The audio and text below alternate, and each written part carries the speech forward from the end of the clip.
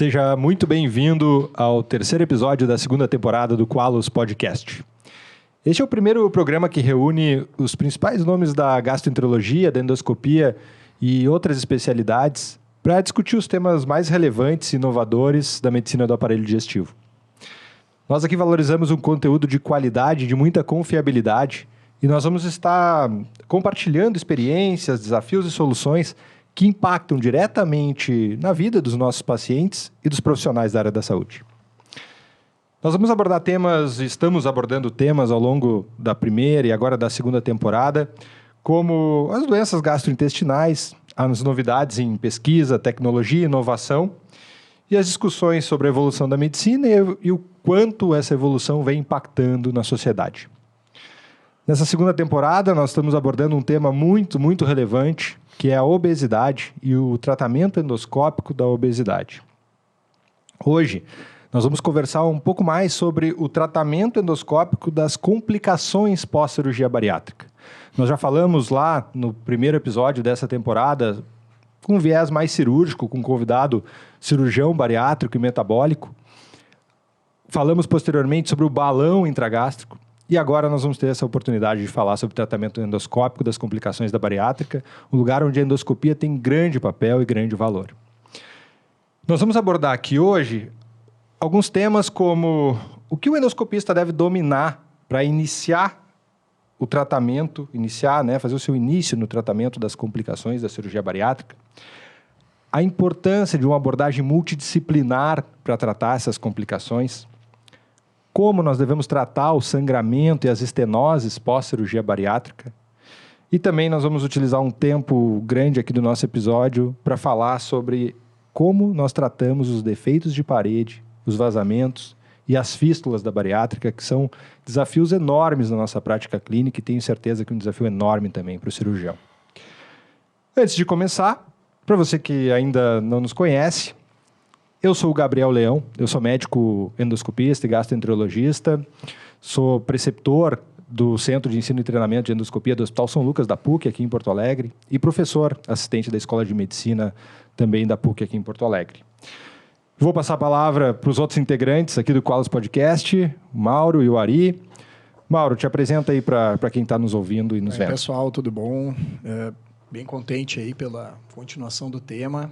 Meu nome é Mauro Maia, sou endoscopista, gastroenterologista e preceptor do Centro de Treinamento da PUC do Moinhos de Ventos. E estou bem empolgado com hoje, que eu acho que vai ser bem legal essa discussão. Vamos lá, Ari? Vamos para o Então, eu sou episódio. Ari Leão, sou médico gastroenterologista e endoscopista, chefe do Serviço de Gastroenterologia e Endoscopia do Hospital São Lucas da PUC. E assim como o Mauro, também estou animado hoje, eu acho que é um tema desafiador, e o nosso convidado hoje, ele vai dar show aqui. O cara é bom. Antes de a gente apresentar o nosso convidado, eu vou pedir e me dirigir a vocês que estão aqui nos ouvindo no Spotify, ou nos vendo no YouTube, e pedir que você, se você ainda não se inscreveu nesse canal, que você se inscreva, que você compartilhe os nossos vídeos. Nós estamos nas redes aí, no Instagram, no Facebook, com cortes semanais, saindo vários cortes semanais aqui do podcast. Então, quanto mais você compartilhar, quanto mais você se engajar nesse projeto, mais longe ele vai, e é isso que a gente quer. A gente quer também interagir com vocês, então comentem aí no que nós falarmos aqui, se você concorda, se discorda. O que nós queremos é que você compartilhe a sua opinião e nós vamos interagir lá nos comentários com toda certeza. Muito bem, vamos para uma parte importante agora, que é apresentar o nosso convidado. Tá? O nosso convidado de hoje, com muito prazer, a gente recebe aqui o Dr. Thiago Bartolomei. O Thiago é médico endoscopista, é membro titular do CBC e da SOBED. Ele é diretor técnico do Serviço de Endoscopia do Hospital São Luís e do Hospital Onyx, em Curitiba. E também é médico do Serviço de Endoscopia Terapêutica do Hospital Erasto Gettner, em Curitiba também. O Thiago é o nosso parceiro aí, de inúmeros eventos e na prática mesmo. A gente aprende muito com ele. E professor, hein? Professor, ele sabe muito de endoscopia terapêutica. A gente já teve oportunidade de aprender muito com ele. E é um baita prazer, Thiago, te receber aqui. Seja muito bem-vindo ao Qualos Podcast. Muito obrigado a todos. Boa tarde. Queria primeiramente parabenizar vocês pelo projeto do Qualos, que tenha vida longa, né? E segundo, agradecer esse convite aí para vir conversar com vocês hoje desse tema que é tão, né, recente, passa por evoluções e vem evoluindo muito nos últimos anos, e é um tema muito amplo. Eu acho que vai ser uma oportunidade muito boa de aprender com esse time.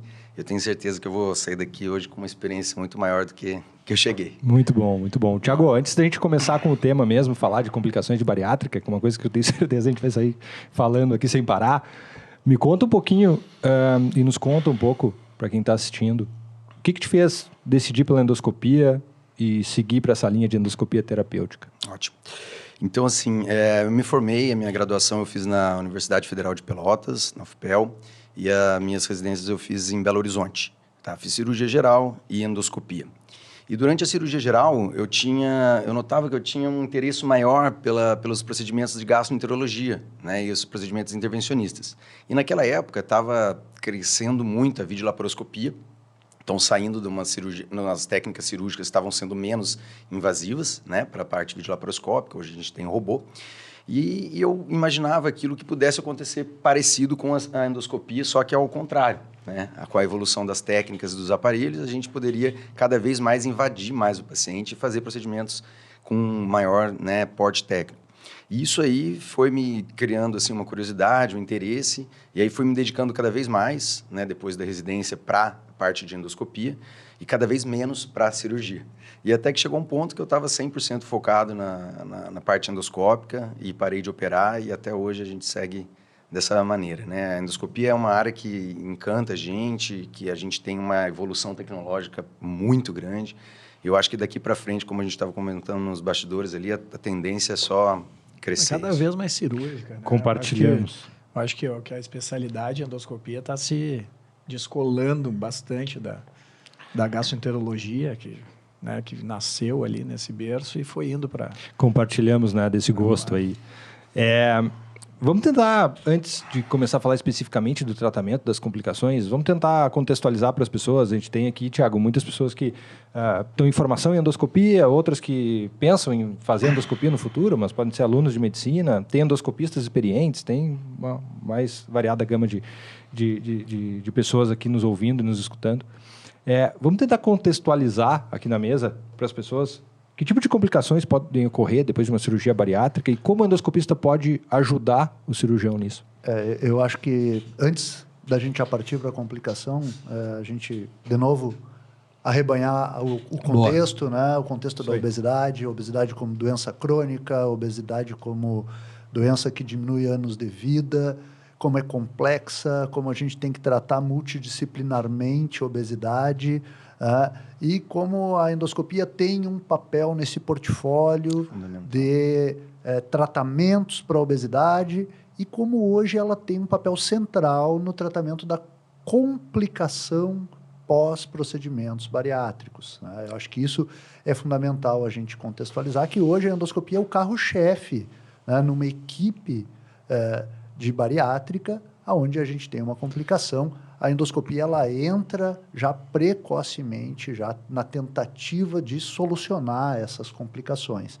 Então, acho que é importante a gente contextualizar isso, para aí sim a gente agora partir para o que envolve a questão do tratamento propriamente dito. E ainda mais assim, né, Gabriel e pessoal, eu acho que o mais importante na questão bariátrica é que o paciente, muitas vezes, ele não se vê como um doente.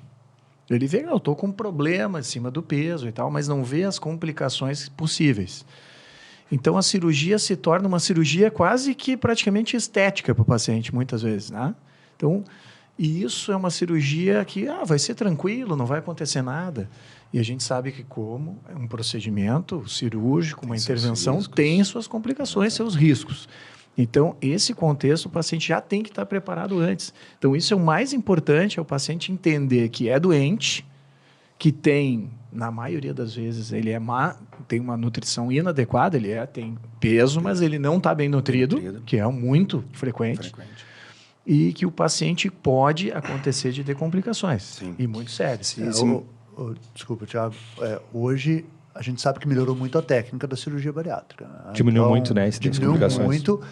A incidência de complicações está em torno de 0,2%, mas, por outro lado, nós temos um aumento gigantesco de do número de procedimentos. de procedimentos. Com certeza. E isso então, aumenta... no total de complicações, elas O estão número aumentando. cresceu. O número cresceu porque o número de procedimentos cresceu, Exatamente. mesmo que a segurança esteja maior. E lembrando que essa complicação tão baixa, né, menor que 1%, ela está bem relacionada a complicações com desfechos graves. Então, complicações com desfechos não graves Então, são esse número é maior. Exatamente. E aí a gente pode entrar e ajudar, né, Thiago? Exatamente. E se me permite fazer um paralelo aqui entre obesidade e endoscopia, só para a gente ver o universo que a gente está falando. Então, a gente sabe que a obesidade é um problema de ordem mundial, né? Afeta 1 bilhão de pessoas, desses 600 e poucos são adultos no mundo. Crianças, adolescentes. A gente sabe que no Brasil 50% da população adulta está sobrepeso ou em algum grau de obesidade, né? Ele cria uma dificuldade, uma qualidade de vida muito importante na vida desse paciente, né? É um fator de risco que, como a Ari falou, pacientes acima de 40 no MC têm uma redução de expectativa de vida em até 10 anos, né? E você imagina que todos esses pacientes que são elegíveis para cirurgia, né, apenas 1% por ano são submetidos a isso. Você imagina a bola de neve que não vira isso, né? E aí, como você mesmo disse, a endoscopia tem um papel fundamental em vários pilares do tratamento dessa doença que é complicada, crônica, de difícil controle, né? Então, se a gente for ver o papel da endoscopia, ela está na parte avaliação pré e pós-operatória, ela entra no tratamento primário da obesidade, né, com os balões, as endossuturas que estão crescendo muito. Ela entra como terapia de ponte para esses pacientes que são super obesos e a gente consegue reduzir o peso deles, tornando uma cirurgia um pouco mais segura para eles. E ela também está atuando na parte de reganho de peso. Então, aqueles pacientes que já fizeram a cirurgia, voltaram a ganhar peso, a endoscopia está atuando também. Então, vejam só o amplo, né, espectro que a gente pode atuar com a endoscopia, né? Então... E, Thiago, o que tu acha que é importante para quem quer começar a se aventurar no tratamento endoscópico das complicações da cirurgia bariátrica? Eu sei que isso também acaba abrangendo complicações pós-cirúrgicas, de forma geral, né? Mas a gente está falando mais da bariátrica, assim. Dá uma noção para as pessoas, assim, o quão complexo é isso, o que a gente tem que dominar de domínio de aparelho, em que fase seria o momento ideal para esses profissionais se aventurarem nisso? Assim, minha opinião, esses pacientes, para quem quer acompanhar pacientes com pós-bariátrica, a gente vai ter uma gama de complicações muito variadas.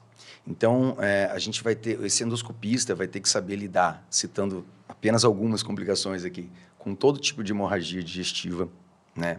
Vai ter que saber lidar com dilatações, porque vão existir anastomoses, estenose de anastomose. Vão ter as fístulas e as deiscências. Então, esse endoscopista vai ter que estar habituado a fazer drenagens internas e externas. Então, só aqui a gente falou sangramento, drenagens e dilatações do aparelho digestivo. Então, assim, na minha opinião, quem quer começar a acompanhar esses pacientes tem que fazer uma formação, ter um acompanhamento num serviço de endoscopia terapêutica, dominar bem as bases da endoscopia terapêutica, né? Porque a gente vai se deparar com diversos casos. E Ari, Mauro, a gente fala muito sobre isso, né? De o quão é importante se preparar para fazer esses procedimentos, que a gente vai citar aqui hoje bastante nessa conversa, para a gente não queimar o método, né? Porque daqui a pouco, se a gente não se prepara e começa a colocar, vai colocar o vácuo, vai colocar a prótese, vai fazer uma drenagem com técnica de duplo pigtail, vai fazer uma sutura endoscópica, e tu não está preparado para aquilo, tu vai te aventurar sem uma mínima preparação, a chance de não dar certo é enorme, né? E aí, às vezes, tu queima o método, acho que o método não está dando certo, mas é uma falta de preparo. Uma falta de experiência, com certeza. Eu acho que desculpa, Ari, primeiro é uma coisa assim, que o endoscopista tem que ter essa formação que o Thiago falou, concordo. Não é só assim, ficar uma semana eu sei colocar o tubo, passar o tubo pelo paciente. Não, eu tenho que ter o conhecimento de coisas básicas. Exatamente. E o mais importante depois disso, acreditar no método. Acreditar no método e saber como que é a evolução do método, do tratamento. Que é lento. Não é assim, eu botei um vácuo, fiz um tratamento e está resolvido. Eu tenho que ter paciência. Então, é desafiador. A gente vai falar depois da equipe toda, do desgaste que o paciente sofre. A gente estava comentando nos bastidores, né? Cada caso, né? Então, assim, eu acho que isso é mais importante. Acreditar. Senão, a gente vai botar fora. Exatamente. Vai botar fora. E a equipe que está trabalhando junto não vai acreditar na gente. Isso aí. Então tem que fazer certinho. Preparação do material, eu acho que depois o Thiago vai comentar tudo. Eu vou fazer um vácuo, como é que eu vou fazer? Vai colocar, né? Como é que funciona isso? Então eu acho que bem interessante. Eu acho que essa questão da preparação, né, para a gente chegar lá, muitas vezes a gente vem aqui e debate terapêuticas de ponta, né? Complicações graves, complicações difíceis de manejar. E isso acaba que hoje é o nosso dia a dia, mas teve um caminho para chegar lá, né? A dilatação, você começa aprendendo a dilatar no esôfago, né? A dilatar anastomose simples, aí até você poder chegar e ter técnica para dilatar um sleeve, né? Então, tu começa fazendo hemorragia do dia a dia, hemorragia ulcerosa, varicosa, até chegar e ver essas hemorragias, que hemorragias pós-operatórias em geral são hemorragias intensas, arteriais, volumosas. são vasos calibrosos, são volumosos, são difíceis de tratar. É que eu tenho uma teoria, assim, mais ou menos, que é o seguinte. Na nossa época, assim, não é muito... Não estou falando muito passado. Muito atrás, hein, irmão? Mas eu acho que, assim, as coisas aconteceram muito rápido. Acho que a endoscopia evoluiu de um processo, assim, de alguns anos, aí vamos botar 20 anos, de uma forma incrível, tá? Então, na época que a gente começou, nos anos 2000 ali, eu acho que tinha muito pouco disso. Então, a gente não vislumbrava esse horizonte. Então, a gente fazia o básico, aprendia e tal. Hoje em dia, quem está em formação, eu estou falando de quem está em formação. Primeiro tem a ansiedade de que hoje está tudo na nossa mão, certo? Então, tudo acontece para ontem. Se eu aprendi aqui, é como se aprendesse a usar o celular hoje, eu já sei tudo. Então, o endoscopista em formação tem essa ansiedade de chegar e dizer, olha, eu vou querer fazer isso aqui amanhã. Por que eu não vou fazer amanhã isso aqui? Entende? Então, não tem esse processo, não enxerga esse processo, essa escadinha de ir conquistando cada dia. Então, isso tem nesse processo. Isso é uma ameaça para que o processo final, que é o bater o pênalti, fazer a decisão do campeonato, vamos dizer assim, é perdido. Tu não vai conseguir. Então, isso é muito importante a sedimentar bem o básico. E trocando informações, né, Thiago? Trocando experiências, assim, porque a gente vê o quanto isso te faz evoluir, entender. São técnicas, algumas delas relativamente novas, assim. Então, a gente está evoluindo nas técnicas ainda, a gente vem avançando, a gente vê isso na nossa prática mesmo, né? O quanto a gente aprendeu com o Thiago mesmo. Eu posso dizer, aprendi muito com ele já, né? Com as questões de terapia endoscópica, da própria pós-bariátrica. Às vezes a gente manda caso, vem ideia, vem sugestões de quem tem um pouco mais de experiência. Às vezes a gente vai trocando informações, a gente vai avançando no método com o passar dos anos. E isso ajuda demais, assim. E aí eu já quero colocar na mesa aqui, Thiago, uma outra coisa que está muito ligado a isso, né? Para a gente continuar falando, que não basta só fazer a terapia endoscópica e sair. Eu preciso de uma equipe muito bem preparada no meu serviço para realmente beneficiar esse paciente. Um exemplo clássico disso, né? Não basta eu chegar lá, colocar o vácuo e voltar para tirar depois de 7 dias. Porque se eu não tiver uma equipe com um bom nutricionista ou nutrólogo acompanhando, se esse paciente está em nutrição parenteral, ou se ele está em nutrição enteral, porque a gente conseguiu passar uma sonda após a área do vácuo, ou se eu não tiver o cirurgião acompanhando muito de perto para a gente estar conversando e decidindo o time correto. Então, assim, eu não sei qual é a tua opinião, já imagino, mas a gente realmente precisa de uma equipe bem formada, né? Com certeza. E esse é tão importante quanto a técnica, por exemplo, como você deu, que foi escolhida, o vácuo. Tá? A equipe, todos saberem o que está acontecendo, você treinar a enfermagem, que tem um papel absolutamente um dos principais, na minha opinião. No nosso serviço, a gente treinou a enfermeira principal para todos os dias ela passar antes da nossa visita no paciente com vácuo, fazer o vídeo, mostrar, orientar se tiver acompanhante no quarto, nos mostra, você treina toda a equipe de enfermagem, os técnicos, a gente vai ter muitos problemas, né, de obstrução de sonda, de deslocamento, enfim, o trabalho multidisciplinar com o cirurgião em equipe, a nutricionista, o intensivista, isso aí para mim, esses pacientes são pacientes graves, como o Mauro falou, são pacientes inflamados cronicamente, são pacientes muitas vezes desnutridos, que se a gente não tiver essa decisão em conjunto, né, esse paciente vai precisar de um tratamento multidisciplinar. Sozinho a gente não vai fazer nada. E para quem está aqui nos vendo, deixa o teu comentário aí, deixa o seu comentário sobre qual é a tua experiência, né? Você já trabalha com isso, né, Mauro e Ari? Você já trabalha com terapia de complicações pós-bariátrica? Comenta para a gente qual é a tua experiência. O quanto tu consegue implementar isso no teu serviço? Quais os desafios que tu tem para implementar? Né? É interessante para a gente saber isso e a gente também trocar ideia sobre isso.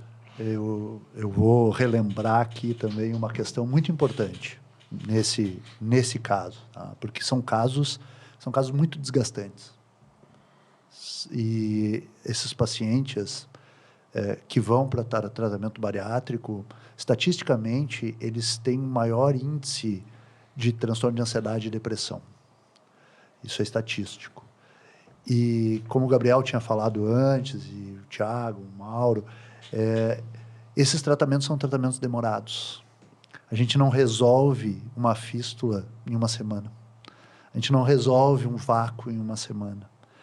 Então, os pacientes eles começam a ter uma tendência em se abalarem da parte psíquica e muitas vezes querendo desistir. A gente já se deparou quantas vezes com isso, né? Então, acho que é importante, além de todo esse suporte, o suporte nutricional, o suporte clínico, claro, são pacientes que fazem muito distúrbio hidroeletrolítico, né? Fazem muitas deficiências, potássio, magnésio, a gente tem que estar sempre atento a tudo isso, a parte clínica do paciente, mas a gente tem que estar atento à parte psicológica, a equipe estar bem atenta a isso, porque às vezes o tratamento ele começa a ficar muito mais difícil. Demais, por isso. Demais. Perfeito. Eu tive pacientes já que tu coloca o vácuo, coloca a sonda, se ele não está bem preparado, ele sai ali na sala de recuperação e arranca a sonda, porque ele não tolera, não quer saber de estar com aquela sonda por muito tempo. Então... E assim, geralmente, o cirurgião, quando chega para a gente, né, com um paciente desse, ele já tentou várias abordagens, né, ele já está com uma relação um pouco desgastada com o paciente, né, e aí ele não tem o único recurso que ele tem. Está cansado já. Está cansado, às vezes é reabordagem cirúrgica, que a gente sabe que nesse momento não é o mais adequado. Então, a gente tem que, eu acho que faz parte do nosso papel como endoscopista, dividir um pouco essa responsabilidade também, ter uma confiança, uma troca, uma comunicação muito boa com o pessoal da cirurgia, né? E puxar um pouco essa responsabilidade para a gente, para poder diluir um pouco e entender que esse está sendo feito melhor, né? A opção de estratégia terapêutica para esse paciente, que isso geralmente são pacientes muito graves, né? Muito graves. E porque o cirurgião se convence, né, Thiago? Exatamente. A gente vê isso na nossa prática, assim. Se você fizer as coisas explicando para o paciente, explicando para o cirurgião o que está sendo feito, mostrando a plausibilidade daquilo, do porquê está sendo feito aquilo, do porquê que tu está tirando o dreno abdominal externo para não competir com o teu vácuo, quais as decisões tu está tomando. A gente vê isso na nossa prática. O cirurgião se convence, o cirurgião percebe os resultados, ele avalia os resultados e ele começa a te chamar cada vez mais, né? Exatamente. Então a gente vê isso. No começo pode ter um pouco mais de dificuldade, mas depois o pessoal da cirurgia vai entendendo, né, os resultados. Acho que isso é uma relação de confiança, né? Que nem como o paciente confia na gente, né? Então a gente tem que passar para o colega isso. Então vai ser uma relação de confiança. E o cirurgião e nós mesmos que fazemos a terapêutica endoscópica sabemos que existe números, e a gente estava até comentando isso, os números estão junto com a gente, caminham com a gente. Então, a gente cada vez tem mais procedimentos, nós vamos correr o risco. E isso, eu acho que tem uma coisa meio que no Brasil, na medicina, a gente vai prescrever uma medicação, a gente conversa com o paciente sempre nos efeitos positivos do remédio. E não conversa com o paciente, olha, isso aqui pode dar isso, efeito colateral e tal, né? Porque a gente acha que o paciente daí não vai usar. Então, a gente faz uma propaganda positiva do medicamento e os efeitos colaterais não são comentados. Então, a gente tem que sentar com o paciente, olha, isso pode acontecer, pode acontecer esse risco, pode, né? Então, complicações Qualquer acontecem, intervenção. sangramento. Exatamente. Qualquer Né? intervenção Então, tem a seus intervenção riscos, né? tem, Eu né? acho bem importante isso, pontuar isso. E eu costumo até para os meus pacientes pontuar e deixar bem claro esses riscos, né? Tem pessoas que preferem não abordar, como você falou, porque se caso aconteça, e vai estar na literatura, até passível de ocorrência, se você fizer um N número, tem que ocorrer.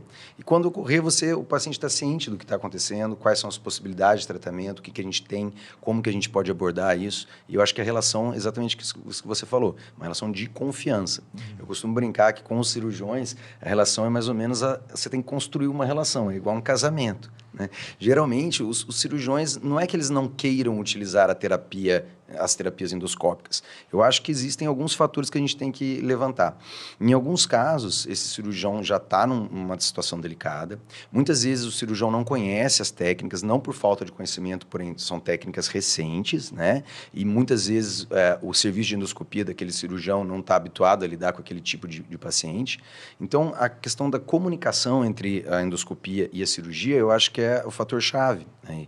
Você ter uma comunicação boa com o cirurgião, apresentar para ele as possibilidades, né? Olha, a gente pode fazer isso, tem essa opção, né? E aí um confiar no outro, e à medida que essa relação se amadurece, né? O beneficiário vai ser o paciente. O mais importante de tudo, né? Que ele vai chamar, o endoscopista vai ser chamado precocemente. Que daí é o grande lance, né? Porque se isso não acontece, vai atrasando. Daqui a pouco ele chama 2 semanas depois, o paciente está devastado nutricionalmente, e a gente, para buscar isso, vai ser difícil. Então, essa confiança tem que acontecer, porque prontamente, não, isso aqui já sei quem é que vai resolver. Se tiver que deixar uma mensagem do podcast, uma só. Deu. É a seguinte, me chama rápido, que eu resolvo a vida do paciente, a tua e a minha. Mas sabe que eu achei que o Ari ia falar isso, eu falei primeiro. É isso aí. Gostei. Não, mas isso é interessante eu dei falar. Um recado direto. Porque quando a gente fala de complicação, é um assunto muito sensível, né? Claro. Porque isso é um viés até comprovado em trabalho científico, que a gente sempre tem que considerar, né? O viés da relação que nós lidamos com a complicação. Nós falamos muito mais facilmente do bom resultado. Sim. E com muito mais dificuldade da complicação. Da Isso falha. é inerente a todos nós. Isso não é diferente com o cirurgião, não é diferente com o endoscopista. Então, reconhecer precocemente que a gente pode estar evoluindo com uma complicação é a chave. Sim. E chamar o endoscopista precocemente. Acabou aquela história de que o endoscópio não pode entrar precocemente porque vai complicar a área de anastomose, porque vai aumentar a área da fístula, porque vai... Não, a gente já tem técnica para que isso não aconteça. Sim. Tem situações que têm que ser abordadas precoces porque a situação é gritante, como, por exemplo, o sangramento. Né? A hemorragia é gritante, não tem como esperar. Né? Então, Thiago, o que tu costuma ver com sangramentos pós-bariátrica, né? E o que tu costuma usar como arsenal? Como é que tu vê assim, os acessórios que a gente tem que ter e como é que a gente lida aí nesse dia a dia? Tá, joia. Então, assim, a questão do sangramento, a gente sabe que os sítios mais comuns de sangramento são as linhas de suturas, né, do paute gástrico, depois a gastroenteroanastomose e, menos frequente, né, a enteroanastomose. A gente tem que lidar com um sangramento pós procedimento cirúrgico como se fosse um sangramento qualquer, uma hemorragia digestiva, porém, sempre lembrando isso que o Gabriel falou. A gente tem que lembrar que é um tecido que foi recentemente, passou por uma intervenção, pode não estar bem cicatrizado, então a gente entrar com pouca insuflação, a gente entrar muitas vezes com CO2, a gente tem a opção da endoscopia underwater, que ajuda muito nesses casos, né? E a questão do controle das técnicas, eu acho que hoje, com a evolução, a gente está muito bem servido de opções, né, nesse arsenal. Né? A gente tem a opção das hemostasias mecânicas, né, que são os clipes endoscópicos, tanto os through the scopes, que vão através do canal de biópsia, quanto os over the scopes, que estão cada vez mais acessíveis para a gente. A gente tem a opção das hemostasias mecânicas, que eu falei, as térmicas, que vem evoluindo muito com a evolução dos eletrocauteres dedicados para a endoscopia. A gente estava comentando isso antes. Eles têm modos, né, com bioimpedância de coagulação, de diferentes tipos de coagulação. No nosso serviço, a gente tem utilizado cada vez menos hemostasia mecânica e cada vez mais hemostasia térmica. Né? Você tem um vaso arterial, que era um sangramento gritante para a gente anteriormente, você vai, controla, né, underwater, tem uma visibilidade melhor, pega uma Coagrasper, bota no soft coagulation, faz aquela hemostasia, sela aquele vaso e tem uma resolução, né, muito boa. Então, hoje, com a evolução desses eletrocautérios, e lembrar assim que tem que ser eletrocautério dedicado à endoscopia. Isso é importante, né? Porque ali são zonas isquêmicas. Exatamente. E que se tu entra com uma unidade eletrocirúrgica com muita potência, tu aumenta a isquemia e aí tu fistuliza. E aí fistuliza. E assim, esses eletrocautérios, eles têm uma bioimpedância que são capazes de ler a quantidade de tecido e prevenir essa descarga em excesso dessa quantidade. Assim como se tu pega um vaso maior e não entra com um cautério dedicado, né, no modo correto, tu vai no vaso e faz sangrar mais, né? Aí tu te complica, realmente. Exatamente. Então, aí prefere, se tu não tiver um cautério dedicado e for possível, prefiro uma terapia mecânica. Uma terapia mecânica, com certeza, isso aí não tem dúvida. E tem ainda o que era utilizado, né, muito mais antigamente, que são as soluções para escleroterapia, né, que a gente tem utilizado cada vez menos. Então, assim, com certeza, se você não tem um cautério dedicado, se não está habituado com os settings, né, dos cautérios, de coagulação, de corte, prefira uma hemostasia mecânica que vai ter mais resultado. Às vezes, a hemostasia mecânica, a gente tem certas limitações, né? Sim. Porque a limitação de abertura, posição, né? Para colocar na sutura, às vezes é difícil, Sim. a gente sabe. Às vezes, tu tem uma ulceração grande ali de linha anastomótica, né? E às vezes o clipe não pega bem. Então, a gente tem algumas... Aí uma substância esclerosante paravasal pode te salvar. Em última análise, às vezes, se isso é algo que está muito dramático e tu não está conseguindo resolver, o pó hemostático também uma recuperação, pelo menos te dá umas 24 horas aí um resgate. Porque às vezes tem uns sangramentos de área de anastomose que ficam porejando por muitos lugares, é difícil, né? Sim. E o pó talvez te ajude realmente para dar tempo e até daqui a pouco uma terapia endovascular, te auxiliar. Exatamente. Eu acho que o importante é a gente ter conhecimento de todas as técnicas e possibilidades, e porque às vezes aquela técnica que você faz muito tempo que você não usa, né? Igual você falou, uma escleroterapia, alguma coisa que vai resolver o teu problema. Tem situações que fogem, né? A terapêutica, a intervenção, não é uma ciência exata, né? Mas fica mais um recado. A experiência, né, do endoscopista é fundamental. Se ele sempre usou, eu sempre fiz, o cara mora no interior, um acesso dedicado, um eletrocautério, não vai ter, ou não eu acho que é muito importante a experiência de quando se faz uma endoscopia terapêutica, quando se faz ressecção endoscópica. A gente começa a perder o medo, vamos dizer assim, dos vasos. A gente começa a tratar vaso, começa a ter 2, 3 sangramentos, depois começa a evitar esses sangramentos. Então, aí sim, entra a tranquilidade de tratar um vaso. Agora, quem nunca faz, ou só faz vamos dizer, a terapêutica nas complicações, e não faz ressecção, tem que estar acostumado com a experiência. Então, mesmo tendo um cautério do lado, eu acho que ele vai ficar um pouquinho assim. Então, é melhor usar. Né? Agora, às vezes, nesses casos, eu acho que é interessante usar 2 terapêuticas. Então, o sangramento está ativo, né? A gente está com anastomose e está sangrando num vaso, daqui a pouco injeta. Diminui o sangramento. Injeta uma adrenalina, uma solução esclerosante ou uma adrenalina. Abre o campo, né, amor? Abre o campo, melhora, lava melhor. Às vezes fazer underwater ou com gel. Gel de imersão. O sangramento melhora, o sangramento fica muito mais visível, lentifica o sangramento, porque não fica aquela coisa da tela, o campo melhora muito. Então, 2 técnicas é fundamental. Lembrar que a gente, num sangramento ulceroso, por exemplo, a gente junta 2 técnicas. Sim. E usa o clipe depois, muito melhor, ou às vezes até injeta um esclerosante, um álcool junto, que é antigo, mas esclerosa o vaso igual. E ainda mais básico do que isso, que a gente está discutindo qual terapia escolher, eu acho que aqui fica mais um recado, né?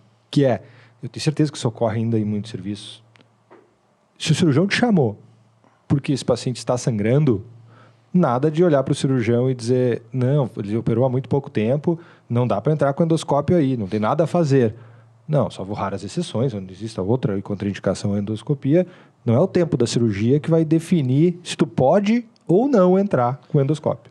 Mas Não, e a contanto gente- com as técnicas corretas, né? Exatamente. Ou com CO2 ou com CO2, água. Mas nós, exatamente. nós Exatamente. falamos agora, aqui há pouco tempo, nos bastidores também, que a gente se entra com endoscópio, quando se há uma decência de sutura, se entra com endoscópio dentro da cavidade. Isso aí. Né? Então, Vamos falar um pouquinho de estenose? Vamos evoluir um pouquinho, vamos sair de sangramento. Vamos sair de vamos sangramento. E vamos pro pepino. E aí...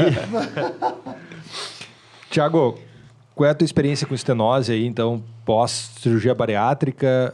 Qual que tu acha que são as melhores opções para tratamento dessas estenoses? A gente sabe que as estenoses ainda precipitam outras complicações, como fístulas, vazamentos e tudo mais, manutenção de fístulas. Qual é a tua experiência com tratamento de estenose? Tá. Então, assim, ó, as estenoses, a etiologia, né, a gente sabe que existem alguns fatores de riscos para estenoses, né? Porém, a etiologia não é muito bem conhecida. A gente sabe que, então, aumento de tensão, né, o tipo de técnica que o cirurgião escolheu, os grampeadores circulares têm uma propensão maior a fazer a estenose. Né? Então, a gente sabe que essa estenose ela pode gerar outras complicações, como você bem abordou. E a estenose, como que o paciente vai apresentar? O paciente vai começar a evoluir com uma disfagia, vômitos, dor abdominal, né? E aí a gente vai fazer, muitas vezes, entalamento, o paciente chega entalado para a gente vai fazer o exame e aí, por definição, é quando você não consegue progredir o aparelho, né? Ou seja, tem menos de 10 milímetros, o aparelho convencional tem 9,8, e você não consegue progredir o aparelho distalmente. A estenose, basicamente, no nosso serviço, a gente trata com balão, né, hidrostático, né, balão through the scope. Esse balão a gente vai passar através do canal de biópsia, a gente vai fazer uma dilatação desse balão com soro, solução, e ele vai exercer uma força radial e vai romper aquele tecido que está fibrosado, certo? A gente utiliza as medidas de 10, 12 a 15, procura nunca passar de 15 milímetros, né, para não ter um alargamento ali da anastomose. E geralmente esses pacientes respondem muito bem, né, de imediato, né, e em no máximo 2 sessões de dilatação, a gente resolveu o problema. Em alguns casos, né, menos aí de 5%, a gente sabe que tem as estenoses refratárias benignas, né, que você dilata o paciente vai lá e fecha de novo. Dilata o paciente e ele fecha de novo. E é interessante que tem algumas estenoses mais precoces, né? Principalmente quando a gente está falando do sleeve, né? Estou falando de uma gastrectomia vertical, que os trabalhos mais recentes têm nos mostrado que a gente deve ser até mais radical nessa dilatação, utilizando até balão pneumático, que é o balão de Acalase, né? Sim. Então tem trabalhos já com bem delineados, mostrando que a vantagem, principalmente quando essa estenose está aumentando tanto a área de pressão naquele segmento gástrico, que está perpetuando uma fístula, né, outras complicações de defeitos de parede. Então, isso é outra coisa que entra no nosso arsenal para ser considerado. Sempre a gente tem um cuidado redobrado com o balão pneumático, né, por todas as complicações que ele pode ter. Geralmente a gente não passa de 35 milímetros para esse tipo de dilatação, mas os trabalhos têm nos mostrado que ele também tem papel, né, em algumas... Com certeza. Só para deixar claro que essa estenose que eu estava mencionando é do bypass em Y de Roux, né, que no nosso meio aqui é mais... É o que a gente mais é o vê, dia a né? dia, né? Thiago, como é que tu aborda isso assim?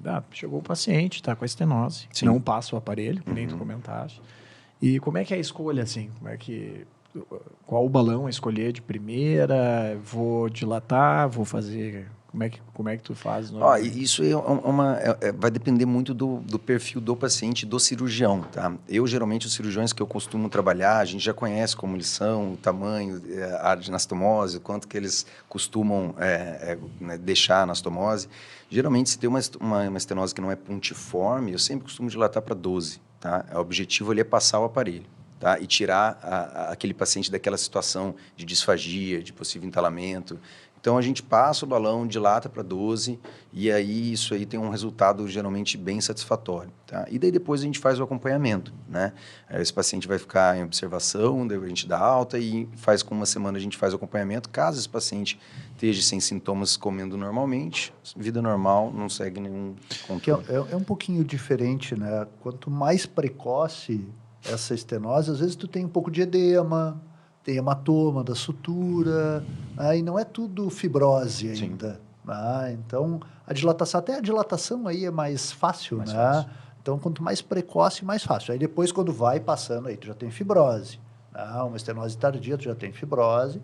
E aí, às vezes, tu tem que, além da dilatação com balão, tem que fazer alguma estenostomia, e aí já fica Injeção um pouquinho de corticoide. diferente. Triacinolona. E em relação à parte medicamentosa, como é que depois tu maneja esse paciente? Tu faz a dilatação, costuma deixar alguma medicação? A gente deixa de rotina sucrafilme e um inibidor de bomba de próton, tá? De rotina. Uma coisa que eu acho bem interessante também, a gente acaba até não prescrevendo tanto, porque como a gente tem uma equipe e o cirurgião é direcionado, a gente faz o procedimento e a equipe toda dá esse suporte também. E a gente sempre acompanha depois, segue acompanhando o mesmo endoscopista que realizou essa dilatação, vai fazer o controle depois nos próximos exames. Eu gostaria de saber de vocês, aproveitar o gancho aí, nessas estenoses refratárias, se vocês a literatura descreve, né, essas outras opções, né, estenotomia, injeção de corticoide, né, ou até mesmo prótese, né? Vocês já chegaram a usar a prótese, chegaram nesse nível de não conseguir?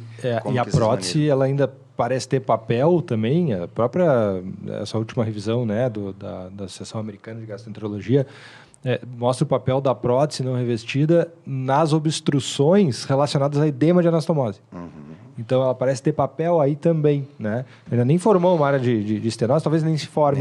Mas talvez tu consiga manter o trânsito ali até passar essa área de edema e o paciente melhorar daquela fase obstrutiva. Eu, pós-bariátrica, para este fim de estenose refratária, eu nunca usei. Usei sim já em estenoses não relacionadas à bariátrica. Meus resultados não foram tão bons. Sabe que eu tenho... eu tenho visto que as estenoses estão ocorrendo de uma forma, vamos dizer assim, bem menos frequentes do que antigamente. Isso é da evolução do método. Claro. Eu acho que os cirurgiões estão não tão preocupados atualmente. Existem alguns ainda, mas não tão preocupados imediatamente com o diâmetro da anastomose. Tá? Eu acho que estão deixando um pouquinho mais solto. Então, eu tenho essa ideia. Nunca usei a prótese, sabe, Thiago? E acho que tem alguns fatores, tu comentaste alguns fatores de risco, e um fundamental que eu acho que tem que conversar com o paciente bem, é o tabagismo. Sim. Tá? A gente vê que pacientes que realmente são tabagistas, eles têm uma propensão de ter estenoses piores. E a outra coisa que eu tenho de rotina com estenoses um pouco mais tardias, não assim agudas, eu acho que resolvem super bem, tá? Mas as tardias a gente tem que qualquer grampo que fica na anastomose tem que retirar. Tirar, Porque isso exerce um efeito de corpo estranho e isso acaba perpetuando essas estenoses. Então, o que ajuda bastante é retirar isso. E a gente, com a pinça, facilmente consegue ir retirando e tal. Então, isso ajuda bastante.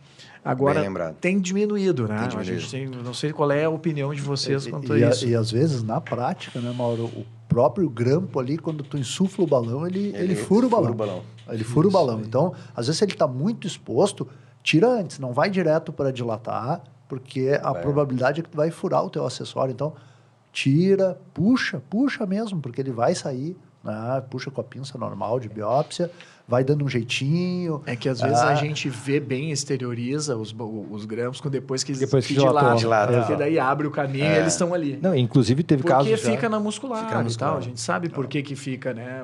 E tem casos que tu percebe que a linha de sutura passou um pouco, que subiu um pouco mais, e nesses casos, até precocemente, tu pode tirar alguns grampos para diminuir a área de fibrose. E cirurgias antigas também, em que tinha ponto mesmo, né, de fio, né, que às vezes grampeavam e ainda davam e aí era difícil de tirar, né? Esse é difícil de tirar. E aí imagina, tem o grampo e mais um pontinho ainda. Vamos ver porque fazia um testezinho, né, do borracheiro. Tá, vamos continuar falando de estenose, mas vamos associar uma outra coisa que a gente não pode deixar de falar aqui, que é tratamento de fístula, vazamentos, né, defeitos de parede pós-cirurgia bariátrica. Aí eu acho Aqui a gente precisa de mais umas 2 horas, pode ser?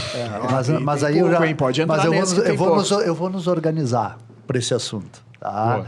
Então, eu acho que a gente, vamos dizer, a grosso modo, é claro que cada caso é individualizado, mas a grosso modo, a gente tem que dividir a questão das fístulas pelo tempo, se ela é precoce ou tardia, aí a gente usa em torno de 6 semanas. A gente tem que dividir pelo tamanho, se é maior ou menor do que 1 centímetro, e dividir se ela está associada ou não à estenose.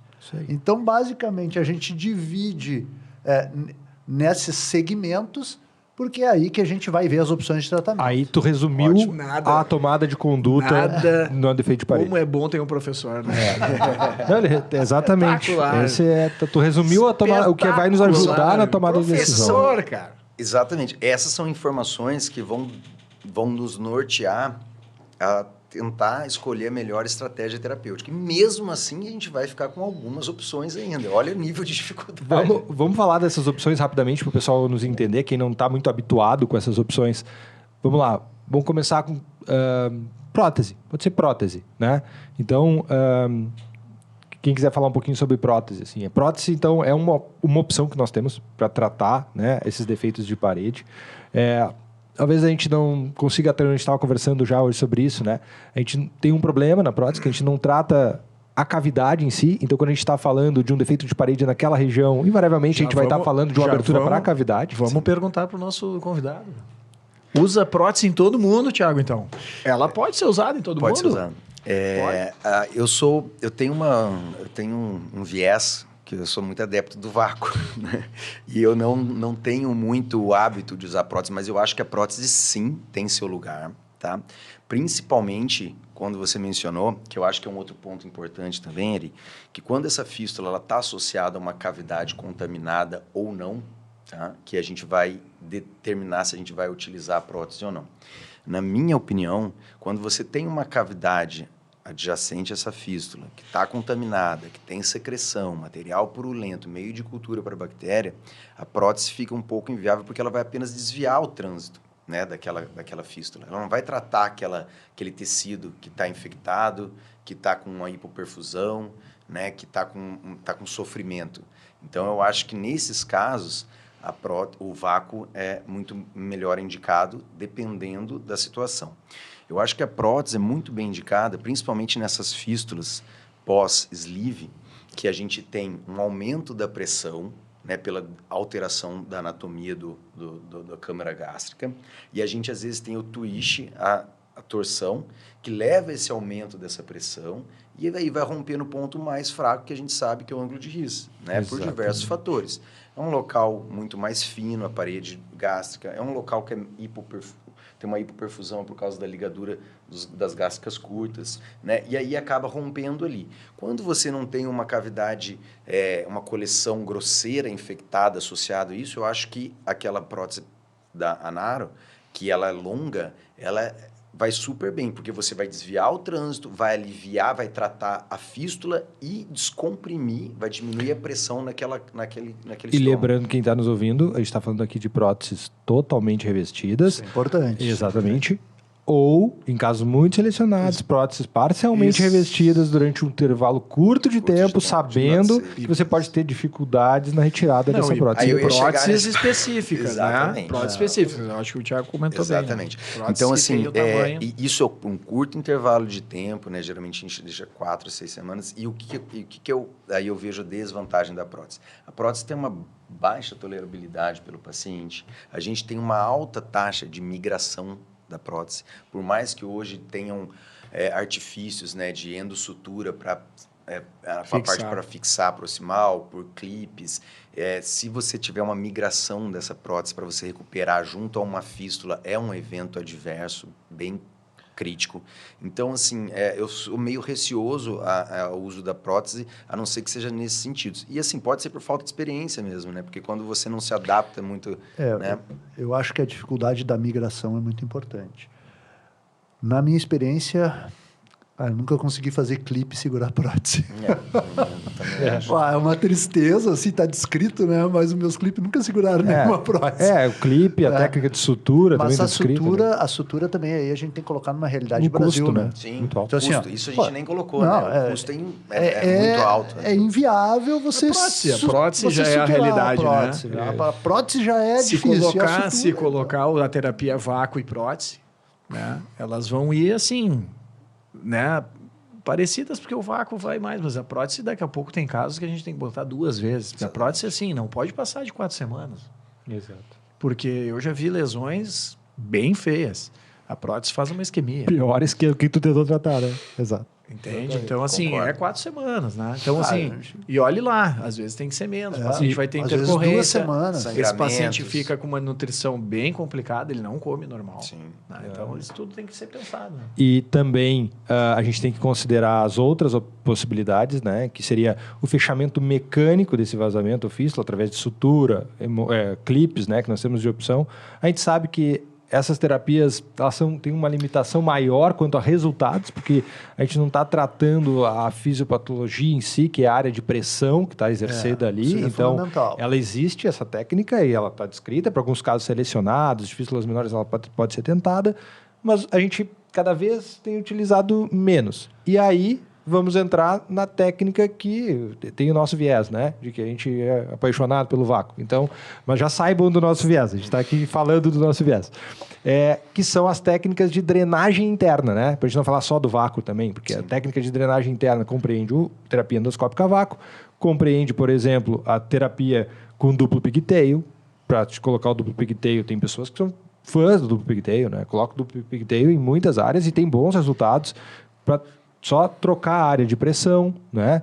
Então, a gente tem outras técnicas de drenagem interna. Tem a septotomia também. Septotomia, Então, uma assim, bela técnica de eu drenagem acho que, principalmente na questão do sleeve, quando a gente tem uma fístula com uma cavidade controlada, bloqueada, você não tem uma secreção, que você tem que apenas direcionar essa drenagem, esse fluxo, é muito bem utilizado a técnica de drenagem interna, como o do pigtail, a septotomia, porque você direciona, né? Mas aí você não vai ter adjacente a essa fístula uma cavidade contaminada que você vai ter que tratar, né? A cavidade vai estar bloqueada, ali a pressão vai ser exercida e vai resolver, né, por si só. Então, eu acho que nessas condições, na minha opinião, tem uma indicação correta de... E o vácuo? O que vocês acham? Assim? Bom, a gente tem mais de uma técnica para o vácuo, né? A terapia endoscópica a vácuo, só para quem não está habituado, a terapia endoscópica a vácuo é uma técnica, como eu falei, então, de drenagem interna, de alteração de pressão local, em que a gente pode utilizar tanto dentro da luz do órgão, quanto dentro da cavidade intracavitária ou endoluminal ali. E que tem ela já está muito bem conhecida porque é um método utilizado para outras lesões em outros tecidos já há mais tempo, né? Na endoscopia há menos tempo, mas que acaba fazendo macro e microdeformação tecidual, né? E acelerando a cicatrização, além de um clearance bacteriano local ali, né? Pela drenagem contínua.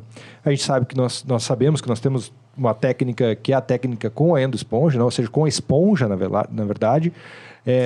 Existem, inclusive, kits específicos. A gente sabe que a nossa realidade dificulta muito os custos dos kits específicos, né? Mas, mais recentemente, outras técnicas, como o Open Port Film, né? Que já tinha sido descrito anteriormente, ou a própria técnica do professor Flaubert, né? Que é um brasileiro que descreveu essa técnica, está muito bem descrita e sendo utilizada em vários locais já, e a gente utiliza aqui, eu acho que é o que o Thiago utiliza também, né? Baixou muito o custo da aplicação do método e universalizou o método mesmo e nos deu a possibilidade de utilizar nos pacientes que nós temos internados, seja do Sistema Único de Saúde, seja o paciente convênio, privado. Então, nós temos mais de uma técnica. Então, eu faço a pergunta na mesa. Qual é a técnica que vocês acham que é a melhor, tem maior aplicabilidade? Quais desafios e quais vantagens de cada uma delas para o vácuo? Tiagão, meu convidado. Vamos contigo. Eu vou abrir, então. Aproveitar o gancho aí, Dr. Flaubert Sena. Um grande abraço se estiver nos ouvindo. Uma pessoa fantástica e idealizadora e difusor da técnica. Isso que você comentou, fazendo um breve resumo, o vácuo foi iniciado na medicina pelos cirurgiões plásticos, né, para tratar uma terapia com pressão negativa para as feridas infectadas, né, de pele, necrosadas, e começou a ser utilizado no trato gastrointestinal ali em 2003, e teve uma difusão maior mesmo há uns 10 anos. Né? E hoje, como você bem mencionou, com essas técnicas e possibilidades de montarmos sistemas de low cost, né, o homemade que o Dr. Flauber difundiu. No início tinha esses sistemas que é principalmente alemão da B. Braun, né, que chegam para a gente com um custo muito alto e que são com esponjas, né? Eu particularmente utilizei 2 vezes esponja, não me adaptei, tá? Acho um tecido muito grande, difícil de manusear. Adere muito, né? Adere muito. Eu também tecido, tive essa mesma impressão. Enquanto você coloca intracavitário, é difícil de passar na cavidade nasal, é difícil de você colocar numa angulação intracavidade. Né? Então, eu acho que a vantagem dessa técnica, né, homemade, vamos dizer assim, low cost, é que você utiliza materiais de uso diário no hospital, uma sonda nasogástrica, né, uma gaze, um adesivo, né, pode ser um Tegaderm, né, um Ioban. Né? E acho que o tempo de troca também, né? Isso tempo aí. de troca É fundamental, né? É 3 dias para esponja, indicação. 7 e dias em 7 média. dias. E eu vou dizer que na prática, teve pacientes que eu já troquei com mais de 7 dias, até porque tu vê que está respondendo. Responde muito bem e fica funcionante. Né? A esponja, a impressão que eu tenho é que ela adere muito tecido, aquilo ali obstrui muito mais rápido. Né? E a técnica de colocar o abocate 20 no sistema e ligar na parede também. Olha, eu comecei utilizando bomba, vácuo, né? Sim. E hoje em dia eu utilizo bomba de vácuo para manter a menos 125 exatamente para o paciente que eu quero mandar para casa com uma bombinha ali que fica na cintura e pode ir para casa, a gente já fez isso. Mas o paciente que está dentro do hospital, a imensa maioria eu tenho utilizado na parede. Com um abocate 20 e os resultados são sensacionais, espetaculares, né? Isso é... O que eu vejo do vácuo não tem uma regra, um manejo só. Eu acho que o espetacular do vácuo é que é um tratamento camaleão. Então, ele vai mudando conforme vai evoluindo o paciente. Eu vou abordar de um jeito, inicialmente, depois... eu acho que o médico tem que ter um conhecimento da física, porque é pressão, é o que eu vou ter que fechar, tem um catéter que está aqui, um dreno que está lá, e depois a gente vai evoluindo. Eu vou fazer um jeito inicial, depois eu vou botar um pigtail, porque já o orifício fechou, eu vou ter que abrir mais. Pode fazer um vácuo em ponte com pigtail? Vai ter que fazer um vácuo junto com o pigtail, eu vou ter que abrir mais, porque para vocês entenderem, eu acho que o Thiago comentou, existe uma cavidade. Se fechar rapidamente essa cavidade para dentro de um órgão que está com a fístula, a cavidade vai ficar grande demais e o orifício vai ficar muito pequeno. A gente não vai conseguir drenar tudo isso. Então, a gente tem que abrir. E isso que vai entrar daí é a septotomia. Então, eu vou abrir mais possível e essa cavidade vai ter que fechar de fora para dentro. Isso que os cirurgiões às vezes isso não entendem. que ninguém entende. Você vai abrir então, a cavidade, mais o orifício. Por que eu vou abrir o orifício que está fechando? Então, isso eu comentei até numa reunião que teve lá do Moinhos de Ventos, o pessoal estava comentando e discutindo, mas está fechando. Eu disse, mas não está fechando. Existe uma cavidade enorme lá fora. É a diferença de pressão. Nós temos que, na verdade, abrir. Explorar. Então, tem que dilatar o orifício para eu poder botar o vácuo dentro. E necrosectomia. Então, às né? vezes, pode ser a septotomia, ou pode botar um balão ali hidrostático, dilata essa cavidade de novo, abre de novo, bota a sonda. Entra com o aparelho para dentro da cavidade, lava então, o máximo a ideia, que conseguir. A regra, eu acho que eu vejo do vácuo é essa capacidade de a gente modificar a estratégia. A gente pode ter uma estratégia inicial e depois a gente vai ter que ir mudando. Aconteceu isso aqui e tal, eu já vou ter que fazer diferente. Assim como não vai adiantar nada se tu colocar o teu vácuo dentro da cavidade e tiver um dreno abdominal lá, como muitos dos nossos pacientes têm, e tu abrir o teu vácuo, deixar o paciente na enfermaria e sair, porque tu não tem vácuo ali, né? O dreno tá competindo. Rouba todo o teu vácuo. Então, se tu não conseguir convencer o cirurgião diretamente a tirar o dreno, convence ele a fechar o dreno inicialmente. Exato. E aí, mostrando o resultado na próxima troca, vamos tirar o dreno. Porque é a melhor escolha. Não tenho dúvidas que é a melhor escolha. A gente vê isso no nosso dia a dia, né? Tira o dreno abdominal, deixa o vácuo bem posicionado na cavidade e vem tracionando ele em direção à luz. E vai tratando ele vem fechando até um ponto que tu só vai conseguir botar o vácuo dentro da luz. E tudo isso que a gente está discutindo fica extremamente facilitado o resultado se essa fístula é precoce. Exatamente. O tempo de... Depois que ela epiteliza, depois que ela está maturada, aí o processo é outro. Isso que você falou é bem importante, a precocidade, né, desse diagnóstico para a gente poder fazer um estudo de estratégia. Eu acho que um ponto que a gente deve se atentar muito é a relação com o médico radiologista. Tá? No nosso serviço, a gente procura sempre fazer os exames de controle com o mesmo médico, discutir. Isso ele vai passar informações super importantes para a gente, o tamanho, se essa cavidade está contaminada ou não, se essa cavidade está em comunicação com algum outro órgão, com alguma outra localização, se está tendo fuga em outro dreno. A gente vai invadir essa cavidade. Tem um vaso de grande calibre ali, a gente vai lavar, vai debridar, como você disse, tirar, né, mecanicamente. Porque às vezes pode ser uma alteração pequena que para o radiologista parece que está tudo igual. Exatamente. Mas que a gente já começa a perceber o resultado do vácuo, né? Que mata teu vácuo. Exato. E aí, daqui a pouco, percebe uma alteração que começou a fechar, diminuiu um pouquinho a área, tu entrou ali, viu que já está mais granular a parede, tu já pensa, resolvi. É uma questão de tempo. Exatamente. Eu dominei, é uma questão de tempo que vai fechar. Daqui a pouco o radiologista não tem ainda aquela ideia, né? Aquela noção de que aquele pequeno detalhe pode fazer uma baita diferença. O Gabriel, que é a nossa referência aqui no nosso serviço, na questão do vácuo, né? E é interessante que o Gabriel já começou com esse conceito, logo ele me disse assim, não, tem que dominar a fístula. Tu tem que dominar a fístula. E eu comecei a pensar sobre o que é dominar a fístula, né? Explica para nós um pouco, Gabriel, o que é a questão de dominar a fístula. Na verdade, dominar a fístula é principalmente quando tem áreas que são difíceis, né, Tiago, de manter o vácuo ali, né? Às vezes tu liga na parede, o vácuo tende a ser tracionado pela diferença de pressão. Então, você tem que dominar onde você quer colocar o vácuo. Esse é o ponto. Então, você tem que saber onde você quer colocar o vácuo e para isso você tem que dominar a fístula. Às vezes, se for necessário, você tem que passar um fio-guia e fazer o fio-guia sair pelo abdômen e pela parede abdominal. E muitas vezes, quem já fez isso e faz isso, né? A gente faz isso, a gente ata um fio no guia, faz o trajeto inteiro com o fio, ata na ponta da sonda onde vai o vácuo e puxa até onde a gente quer, porque a gente tem domínio sobre a colocação da sonda onde a gente quer.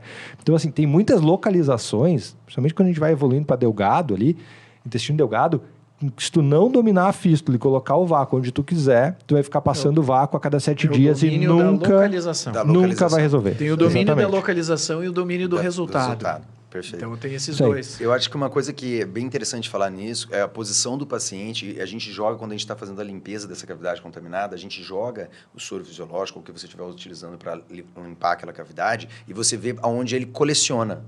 Aonde ele fica parado é onde vai colecionar a secreção. E ali você tem que procurar deixar teu vácuo ali. Pessoal, vai ficar para mim de novo esse momento difícil. Né? Já?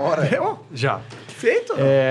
Muito bem, nós estamos nos encaminhando então para o encerramento. Né? Muito assunto, mas a gente está evoluindo aí no longo dos episódios. O convidado de hoje é muito qualificado, então a gente fala muito, né? Infelizmente. Exatamente. Terminou. Pessoal, primeiramente, agradecer o nosso convidado, né? Agradecer o Thiago pela parceria mais uma vez, por estar aqui, por engrandecer tanto aí o nosso podcast. Muito provavelmente ele vai estar aí em outras oportunidades conosco. Thiago, obrigado pela tua oportunidade. Antes de a gente encerrar e fazer o encerramento, eu gostaria de agradecer muito e te esperamos aí para uma próxima. Com certeza, eu que agradeço a super oportunidade. Vida longa ao projeto. Vocês estão de parabéns aí, que tenha muitos frutos. Muito bem, Mauro e Ari, nós estamos encerrando então mais um episódio, agora da segunda temporada do Qualos Podcast. Muito bom. Fica aqui novamente o meu pedido para que você que está aqui nos acompanhando e que gostou desse projeto, para que você compartilhe os nossos vídeos, os nossos cortes, que compartilhe esse conteúdo, que dê like, né, aí nas redes sociais e também no YouTube, que você se inscreva no nosso canal, isso é importantíssimo, tá? Porque às vezes está ali, está assistindo, está vendo, mas a gente precisa dessa inscrição para mostrar o nosso engajamento e evoluir cada vez mais, fazer o Qualos Podcast chegar cada vez mais longe. Também não deixa de interagir nos comentários, porque nós vamos estar aqui à disposição para conversar com vocês. Pessoal, esse foi mais um episódio do Qualos Podcast. Até mais.